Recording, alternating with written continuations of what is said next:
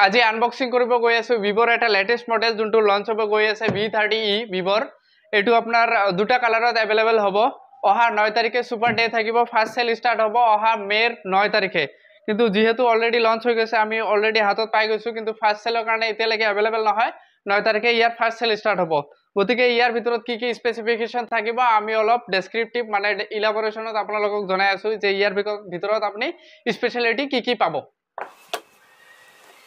আপোনালোকে চাব পাৰে V30 আমি অলৰেডি হাতত পাই গৈছো কিন্তু যদিও পাই গৈছো এটো আপোনাৰ বিক্ৰী কাৰণে নহয় এটো জাস্ট ডেমো পিস হে এটো আপোনালোকৰ বিক্ৰী কাৰণে अवेलेबल হ'ব অহা 9 তাৰিখে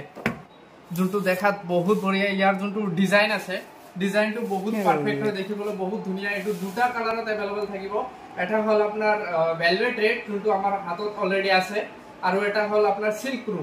এটো এতিয়ালৈকে আহা নাই সিল্ক ব্লু টো এটো এটা কালাৰ আমাৰ ওচৰত আছে তো হেতুই আপোনালোকক দেখাই আছো বাকি তো সেমে হ'ব জাস্ট কালাৰটো ডিফাৰেন্ট হ'ব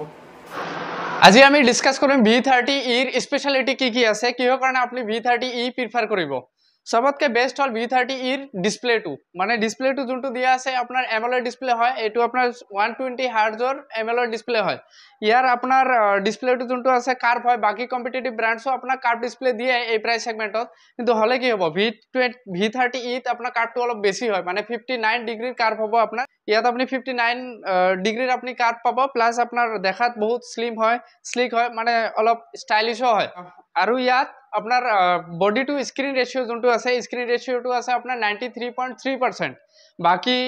ফোন যোনকেটা আছে এই প্ৰাইসত সবতকে মানে আপোনাৰ বডি টু স্ক্ৰিন ৰেশিও ইয়াত অলপ বেছি আছে প্লাস আপোনাৰ নেটওয়াৰ্ক স্পিড যোনটো আছে মানে আমি তো ইন্টাৰনেট সবে কৰো আজিকালি তো আপোনাৰ ইন্টাৰনেট 5G যোনে চলাই আছে হিহতে ইন্টাৰনেটৰ সুবিধা বহুত বঢ়িয়াকে উপভোগ কৰি আছে আপোনাৰ কথা হল ইয়াত আপোনাৰ কি আছে আপোনাৰ নেটওয়াৰ্ক স্পিডটো যোনটো আছে অলপ আপোনাৰ বেছি আছে মানে পিক পয়েন্টত যদি আপোনাৰ নেটওয়াৰ্ক কভাৰেজ আপোনাৰ এৰিয়াত অলপ বেছি আছে তেনে হলে এইটো আপোনাৰ V30e ত আপোনাৰ এটো ম্যাক্সিমাম মানে পিক পয়েন্টত আপোনাৰ 2.79 GB লৈকে আপোনাৰ পাৰ সেকেন্ডত স্পিড দিব পাৰে মানে 2.79 Gbps স্পিডৰ ক্যাপাসিটি আপোনাৰ V30e ত अवेलेबल আছে ইয়াৰ তাৰ পিছত হল ইয়াৰ প্ৰসেসৰ যোনটো আছে এটোত আপোনাৰ বাকি ব্ৰ্যান্ডত আপোনাৰ প্ৰসেসৰ জেনাৰেলি আপোনাৰ MTK কোম্পানী ইউজ কৰি থাকে মানে মেডিয়াটেক কোম্পানী ইউজ কৰি থাকে ডাইমেনসিটি সিৰিজৰ 1050 হওক বা আপোনাৰ 7050 হওক বাকি ব্ৰ্যান্ডছত এইবোৰ প্ৰসেসৰ ইউজ কৰে কিন্তু এটোত আপোনাৰ স্ন্যাপড্ৰাগন কোয়ালকম স্ন্যাপড্ৰাগনৰ প্ৰসেসৰ ইউজ কৰিছে 6 Gen 1 যাৰ কাৰণে আপুনি মোবাইলটো চলাই বহুত ফাস্ট পাব মানে অ্যাক্সেস কৰি বহুত মজা পাব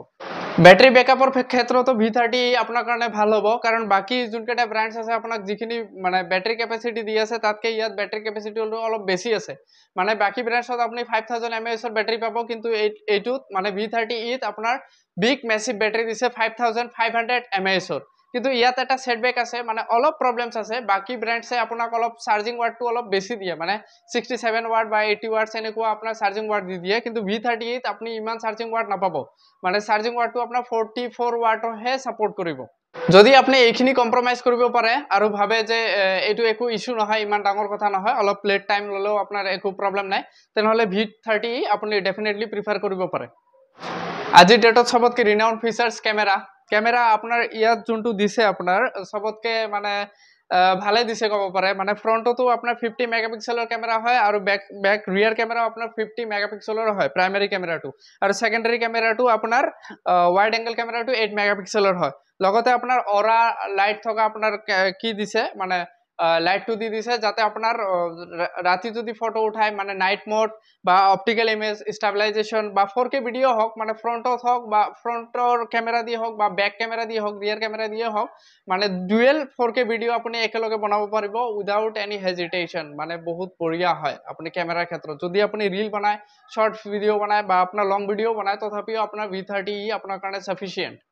যদি আপুনি ভাবি আছে যে 25000 ৰ পৰা 30000 ৰ ভিতৰত মোক এটা ভাল সেট লাগে আপুনি কোনটো সেট প্ৰিফাৰ কৰিব তেনেহলে আমাৰ ৰেকমেন্ডেশন হিচাপে যদি মানে লংগিভিটি খুজে বা প্ৰডাক্টৰ লাস্টিং খুজে বা আপুনি যদি ভাবে যে এটা ভাল ব্ৰ্যান্ডৰ ফোন লম কিন্তু বস্তুটো মানে ভালো হ'ব লাগে তেনেহলে ডেফিনেটলি V30e আপোনাৰ কাৰণে ভাল এটা প্ৰিফাৰেন্স হ'ব পাৰে কাৰণ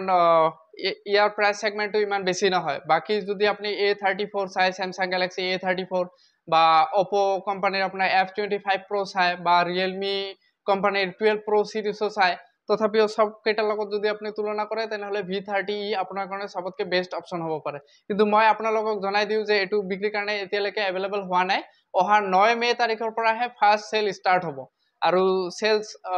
আমিও কৰিম ডেফিনেটলি। যদি আপোনাৰ মানে দৰকাৰ হয় V30e ল'বৰ কাৰণে তেনেহ'লে ডেফিনেটলি আমাকো কণ্টেক্ট কৰিব পাৰে, আমি আপোনাৰ কাৰণে এভেইলেবল কৰাই দিম।